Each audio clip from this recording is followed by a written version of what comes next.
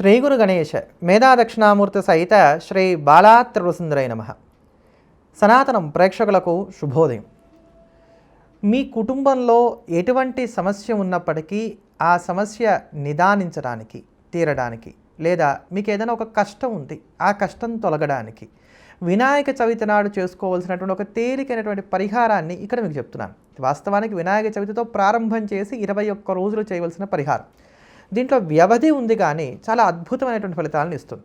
లేదా కొంతమందికి ఎలా అంటే జీవితం చాలా నిస్సారంగా సాగుతూ ఉంటుంది, చాలా మూడైపోయినటువంటి చెట్టు ఎలా ఉందో అలా మా జీవితం ఉందండి, మాకు అదృష్టం అనేది అసలు కలిసి రావట్లా, ఏ పని ముట్టుకుంటే ఆ పనే మాకు ఎదురు తిరుగుతోంది అనుకునేటువంటి వారు ఈ పరిహారాన్ని పాటించవచ్చు.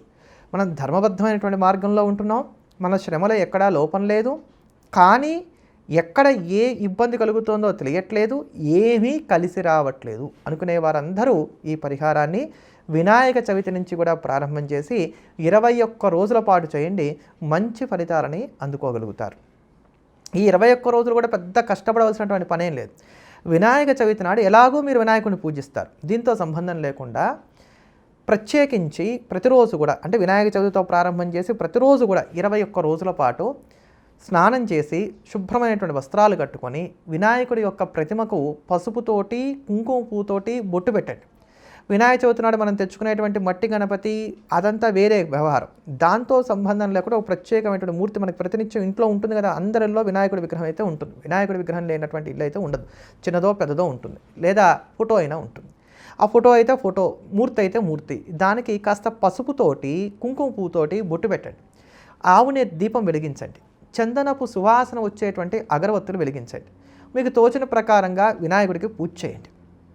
పూజ చేసిన తర్వాత ఇప్పుడు ఏం చేయాలంటే ఓం గణేశాయ నమః ఈ నామాన్ని 108 సార్లు జపం చేయండి. ఓం గణేశాయ నమః 108 సార్లు జపం చేయండి. అందుకని ఎక్కువ చేసినా తప్పేం లేదు, తక్కువ మాత్రం చేయకండి. ఓం గణేశాయ నమః చాలా తేలిక, హాయిగా 108 సార్లు జపం చేయండి.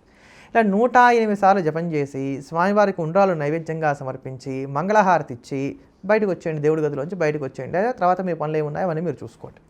మళ్ళీ చెప్తున్నాను, వినాయక చవితి నాడు మీరు చేసుకునేటువంటి వినాయకుడి పూజతో సంబంధం లేకుండా ప్రత్యేకం ఒక ఫోటో కానీ లేకపోతే ఒక విగ్రహాన్ని కానీ ఏర్పాటు చేసుకొని ఆవునేతి దీపారాధన చేసి స్వామివారికి పసుపుతోటి అలానే కుంకుమ పువ్వుతోటి తిలకం పెట్టి గంధపు సువాసన వచ్చేటువంటి అగరత్తులు వెలిగించి మీకు తోచిన ప్రకారంగా పూజ చేసి ఉండ్రాలు నైవేద్యంగా సమర్పించండి. జపానికి ముందైనా జపం తర్వాత అయినా పర్వాలేదు, చక్కగా ఉండ్రాలు నైవేద్యంగా సమర్పించి ఓం గణేశాయ నమః అనేటువంటి నామాన్ని 108 సార్లకి తక్కువ కాకుండా జపం చేయండి.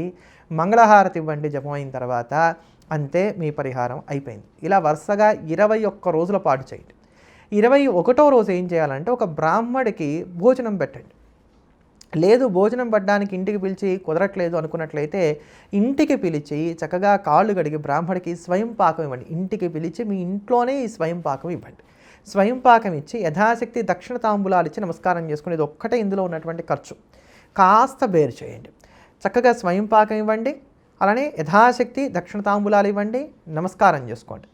ఇలా 21 రోజులు అయిపోయిన తర్వాత, ఈ 21 రోజులు అయిపోయిన తర్వాత వచ్చేటువంటి బుధవారం ఏదైతే ఉంటుందో ఆ బుధవారం ఉన్నటువంటి రోజున ఆవుకి 1.25 కేజీకి తక్కువ కాకుండా తూకం ఉన్నటువంటి గడ్డి, ఎంత తూగితే అంత ఆకుపచ్చటి గడ్డి, ఎండుగడ్డి కాదండి, ఆకుపచ్చటి గడ్డి 1.25 కేజీకి తక్కువ కాకూడదు, అంత గడ్డిని తీసుకువెళ్ళి ఆవుకి గ్రాసంగా సమర్పించండి. ఇంతే మీరు చేయవలసింది. గోశాలలు ఇచ్చేయడం కాకుండా ఆవు ఎదురుకుండా కాస్త వేయండి, అది తినాలి, అది తింటేనే మనకు ఫలితాలు వస్తాయి. ఇది మీరు చేయవలసిన పరిహారం.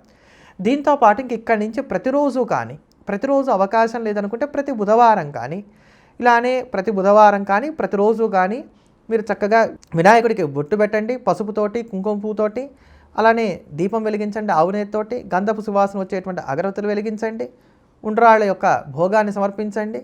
గణేశాయ నమః ఓం గణేశాయ నమః అనేటువంటి నామాన్ని 108 సార్లు జపం చేయండి, మంగళనిరాజన ఇవ్వండి. ఇది మాత్రం రోజు కానీ లేకపోతే ఇక ప్రతి బుధవారం కానీ చేసుకుంటూ ఉండండి.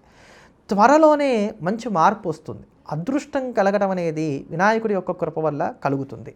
ఇంట్లో ఉన్నటువంటి గంభీరమైనటువంటి సమస్యలు ఏవైతే ఉన్నాయో వీటి పరిష్కార మార్గాలు నిదానంగా రావటం అనేది ప్రారంభమవుతుంది. మీలో ఒక నూతన ఉత్తేజం అనేటువంటిది ఏర్పడుతుంది. ఇది వినాయక చవితి నుండి ప్రారంభం చేసి చేయవలసినటువంటి పరిహారం. ఇది చక్కగా ఆచరించండి, మంచి ఫలితాలని పొందండి. గణపతి అనుగ్రహంతో ఆనందంగా జీవితాన్ని సాగించుకోండి. మరోమారు మళ్ళీ కలుద్దాం. ఎల్లప్పుడూ దేశాన్ని ప్రేమిద్దాం, దైవాన్ని స్మరిద్దాం. స్వస్తి.